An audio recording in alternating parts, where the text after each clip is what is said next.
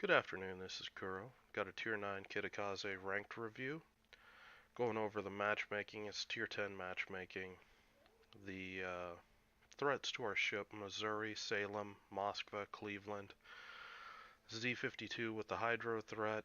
Shema and Kagero are spotting threats plus torpedo threats. And we have an enemy Fletcher as well. Gonna go on ahead, kick this thing off, and talk about what I think of Kitakaze. Kitakaze is basically going to be one of the destroyers. I'm going to classify more as a support role. She's going to play kind of like a light cruiser. Destroyers in this category, I would include the Udaloy. Udaloy most compares to her. However, I think Kitakaze is going to be far superior to Udaloy, just because Udaloy's a little more clunky. The concealment on Udaloy is, much worse. I mean, you're talking about 5.9 kilometer concealment on this boat. You compare that to a Fletcher at 5.8, and that starts to tell you just how versatile this destroyer is. I'm running a reload build on this. This build is more in line with how I would run it with ranked, where I'm looking to punish enemy destroyers. For that, I want maximum gun DPM. Another, viable build would be range. That would be play a lot more like a cruiser, where you could actually stand off and use islands or your smoke to, farm pretty much whoever. So right here I have an interesting bit of synergy. Replace this Yu Yang with a Chung Mu or a Black, and this is what I see this coming rank season being. This combo is going to be absolutely nasty, especially if it's a Chung Mu. You see, Chung Mu, it's kind of the inverse of Black, where Black is very punishing to destroyers because of the combo of smoke and radar. Chung Mu can't torp DDs, but she also, she can't smoke up when she's running radar. You combine these two, and the Chung Mu can provide the spotting for the Kitakaze. The Kitakaze, you generally don't want to be the primary spotter, because your ship still is a little clunky. It's got a large turning circle as far as DDs go. It's not as bad as Akazuki or in particular Haragumo, but it's still significant. So I kind of see this combo with a lot of really good synergy, whereas Black is kind of going to be weak to battleships and cruisers, just because of the low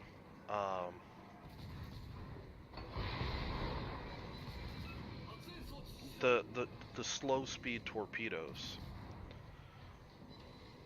Chung Mu's torpedoes are absolutely fantastic at dealing with battleships and cruisers. So it's going to be that particular combo is going to be incredibly nasty, where the Chung Mu provides a high probability of floodings and stuff like that with a ship that's really going to be good at dealing with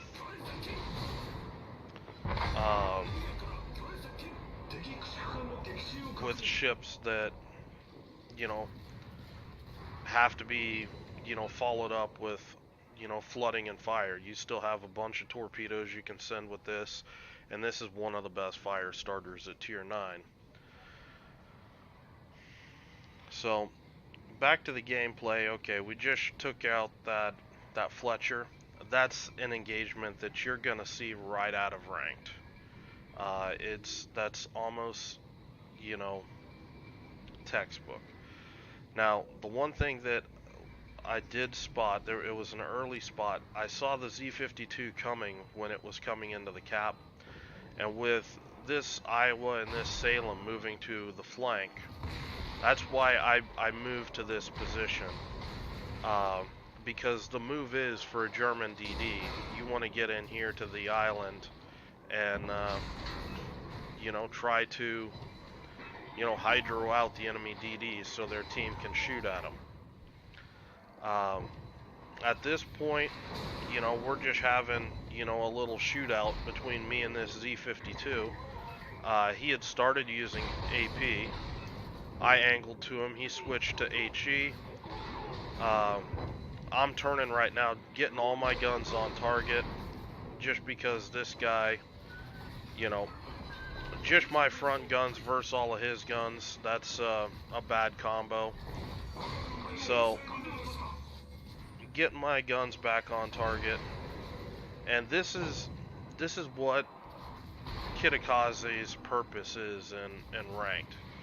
Just machine gunning down destroyers. Chungmu, or the U-Gang pops radar, and that's a dead Z52. Now at this point, all I need to do is just get safe. You look, yes, I've taken a lot of damage, but we've pretty much killed a tier 9 DD, a tier 10 DD, and the enemy now is starting to run out of ships that can really, contest cap or do anything like that. And that's why I wanted to highlight this game. It's not about, the damage I do, but it's about the predicament that I'm forcing the enemy into. These guys, they had tried to, flank to catch me. I didn't let them. I pushed back into the islands, and they basically had nothing left to farm. So the DDs are dead. Just pushing back in. We're going to cap the center cap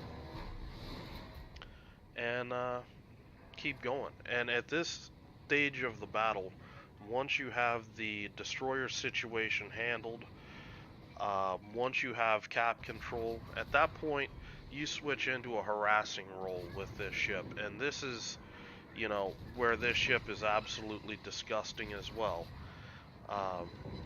With IFHE, you've got obviously the famous, 32mm pen, and you just start wrecking, pretty much anything you're shooting at. Cruisers, battleships, doesn't matter. Just farm it, harass it. And to note, this DD isn't one of these special exceptions for battleship AP. A battleship shoots this thing, you're only taking overpens. So it's going to be extremely difficult for battleships to deal with this ship. And that's going to give you a pretty good leg up on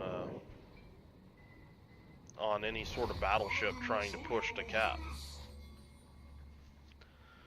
Just backing up here, just trying to hem in this Kagero.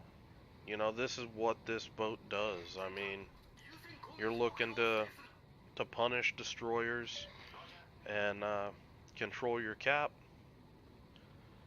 and it's pretty much this simple. Like I said, Udaloy's going to play a lot like this, but she's a little more clunky around the caps. You can't get in as close as you can with this ship. The only real fights that you want to avoid with a Kitakaze out in the open would definitely be a Tashkent beyond like 9-10 kilometers, and an Udaloy I'd say around 10 kilometers. That's where the Russian guns start landing more hits at range than yours will land on them, particularly if they're evading hard. And other than that, you really aren't worried too much about anything else. I mean, the primary threats to you are radar. You know, you don't want to smoke up in a dumb position where you can just be easily radar detected.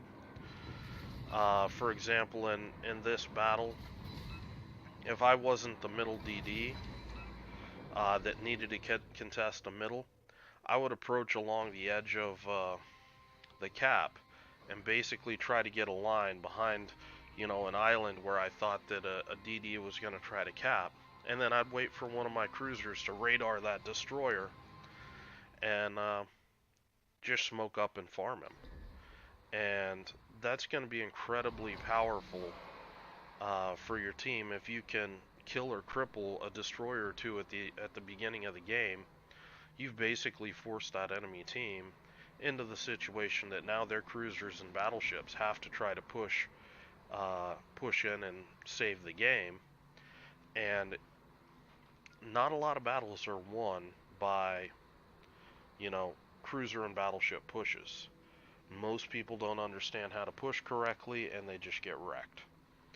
And that's how this ship is going to win a lot of games. Again, you don't want to be, the guy going into the cap initially. You want to play it more support, off to a flank. Now, it's going to be hard. Players aren't going to understand, what you're trying to do initially. If you're in 1DD matchmaking and you still have a radar cruiser, I would go with my radar cruiser, and I still wouldn't be the initial guy to enter the cap. Just because, like I said, you're more clunky in a cap trying to evade fire than, a Fletcher, a Chungmu, Black, or Yaguma, or so on and so forth. You can cap in a pinch, but I would much rather cap mid to late game after you've created some space for yourself where things don't want to push into you because, you've lopped, either you or your team have knocked a significant chunk of their HP off. So that's pretty much how I expect Kitakaze to play. Just going to be a machine gun from, safe positions. Just try to set up for ambushes where they can take advantage of somebody spotting destroyers, um, radar cruisers. All of those are really high priority targets for you. Once those are sorted out, it's pretty much let the farming begin, and that's really when you can start racking up the huge damage numbers. But initially, you want to get the real important stuff off the board because that's going to be what actually wins you the game. So again, running this destroyer, you want to look for people that can spot for you. Is it a really sneaky destroyer like a Yagumo? Does it have radar? Something like that. And you basically want to position yourself to take advantage of the spotting and then punish what they spot. And it's pretty much as simple as that. As long as you can, avoid the enemy radar, set yourself up where you're not going to get torped, you're doing really good at that point. So hope you liked the video. If you got any questions, give me a shout. Leave them in the comments below. And I hope you're having a good day, and I will talk to you later.